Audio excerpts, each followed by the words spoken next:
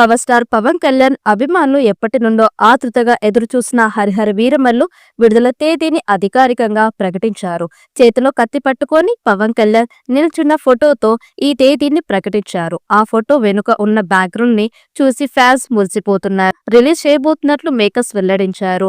ఈ సందర్భంగా ఒక స్పెషల్ పోస్టర్ రిలీజ్ చేశారు.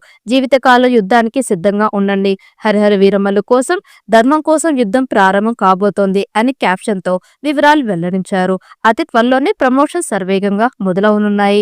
మెగా సూర్య ప్రొడక్షన్స్ బ్యానర్ పై ఎం రత్నం సమర్పిస్తున్న ఈ సినిమాని దయాకర్ రావు ప్రొడ్యూస్ చేస్తున్నారు. దాదాపు 200 కోట్ల భారీ బడ్జెట్ తో తెరకెక్కుతున్న ఈ సినిమాలో పవన్ కళ్యాణ్ బందిపోటుగా కనిపించనున్నాడు. నిధి అగర్వాల్, అర్జున్ రాంపాల్ ప్రధాన పాత్రలో నటిస్తున్న ఈ సినిమాకి ఆస్కార్ విజేత ఎంఎం కీరవాణి సంగీతాన్ని అందిస్తున్నారు. 2 భాగాలుగా రూపొందిన ఈ pan India movie first part ని Harihara Veeramallu sword versus spirit పేరుతో తెరకెక్కించారు. దర్శకుడు క్రిష్ కొంత భాగాన్ని తెరకెక్కించగా జ్యోతి కృష్ణ బ్యాలెన్స్ షూట్ ని డైరెక్ట్ చేశారు. అయితే ఈ మూవీ పలుమార్లు వాయిదా పడుతూ వస్తోంది. పవన్ కళ్యాణ్ ఈ చిత్రంలో హరిహర వీరమల్లు అనే ధైర్యవంతుడైన యోధుడి పాత్రలో కనిపించనున్నారు.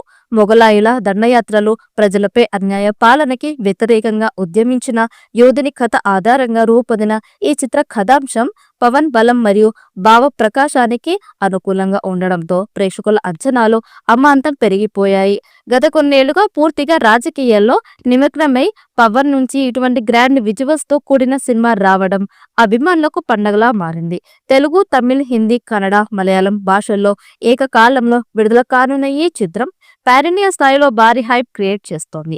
పవన్ కళ్యాణ్ బిజీ రాజకీయ జీవితం మధ్య చేసిన ఈ సినిమా అభిమానుల కోసం ఆయన ఇచ్చిన బహుమతి అనేలా నిలవబోతోంది. బాక్సాఫీస్ వద్ద సరికొత్త రికార్డులు నమోదు చేయబోతుందని విశ్లేషకులు అంచనా వేస్తున్నారు. ఈ వీడియో మీకు నచ్చినట్టయితే లైక్ చేయండి, షేర్ చేయండి. మరిన్ని అప్డేట్ కోసం మన ఛానల్ ని సబ్స్క్రైబ్ చేసుకోండి. ఈ వీడియోపై మీ అభిప్రాయాన్ని కామెంట్ బాక్స్ లో కామెంట్ చేయండి. నోటిఫికేషన్ కోసం పక్కనే ఉన్న గంట సింబల్ ని గట్టిగా నొక్కండి.